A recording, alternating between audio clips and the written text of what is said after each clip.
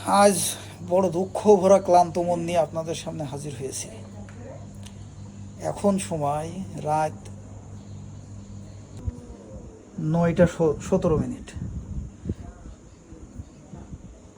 তো এইমাত্র কাজ থেকে রুমে আসলাম। কাজ থেকে এসে গোসল করলাম আর কি। গোসল করে এই যে এইমাত্র আমার এই স্টোরে বসলাম, আমার আড্ডাখানায়।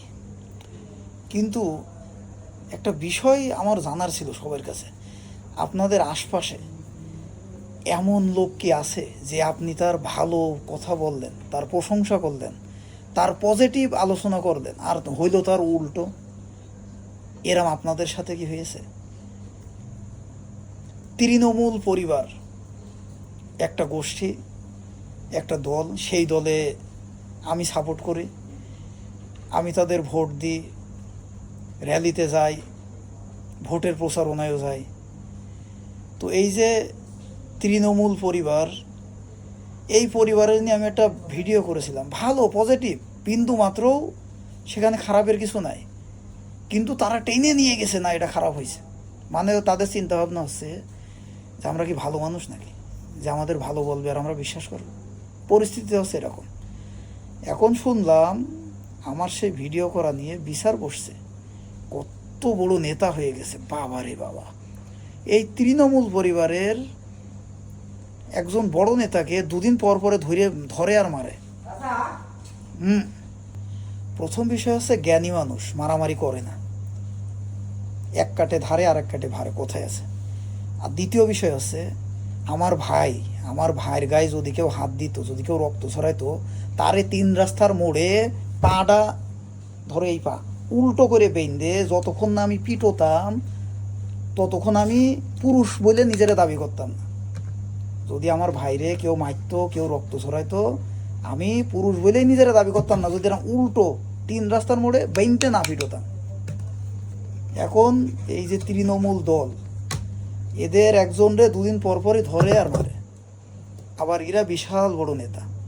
আমি পজিটিভ একটা কথা বলেছি, তাতে নাকি বিশাল সমস্যা হয়ে গেছে, এখন আমার নিয়ে বিচার টিচার করতে হবে, বিশাল ব্যাপার। আবার এই নেতারা আরও একটা কী কাজ করছে, নেতারা বাড়ির মেয়ে মানসির চোখের সামনে রাগ দেখায়, মেয়ে মানসির সামনে রাগ দেখায়, জেদ দেখায়, পাওয়ার দেখায়, পাওয়ার, মেয়ে মানসির সামনে পাওয়ার দেখায়। মেয়ে মানসির সামনে কি দেখায়? পাওয়ার দেখায়। তোরা এত বড় যদি পুরুষ মানুষ হয়ে থাকিস, মেয়ে মানসির সামনে পাওয়ার দেখাস কেন?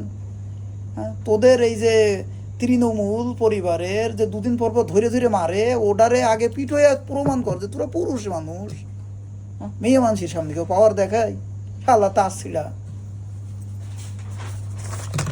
যদি কোনো দিন আমার সামনে এরম কাজটা করিস, যেই হয়ে সমস্যা না, আমি তো জ্ঞানী মানুষ, আমি জীবনে গণ্ডগোল করিনি, কারোর সাথে করা লাগে না, করবো না ভবিষ্যতে।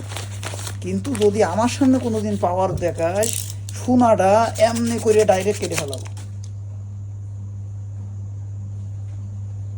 শুনলাম কিরা নাকি আমার বাল ছেড়বে না, কি করবে। আমার বাল আজ থেকে কাটা বাদ দিয়ে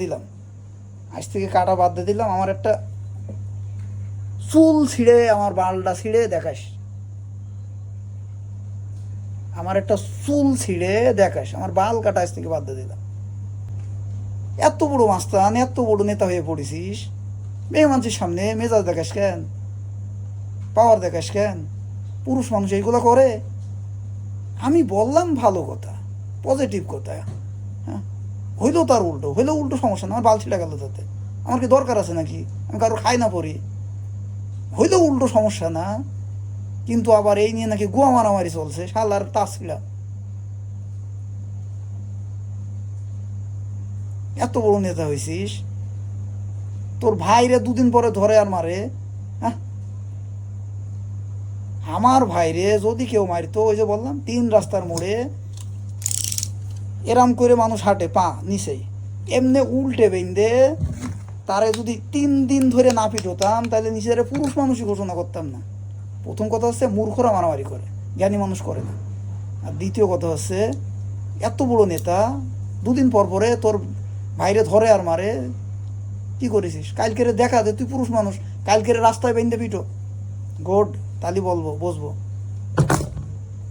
আমি বললাম ভালো কথা, হয়ে গেল উল্টো, বাল ছিঁড়া গেল তাতে আমার। আপনাদের আশপাশে আছে নাকি এরকম কেউ যে আপনি তারা ভালো বলেছেন, হয়েছে উল্টো?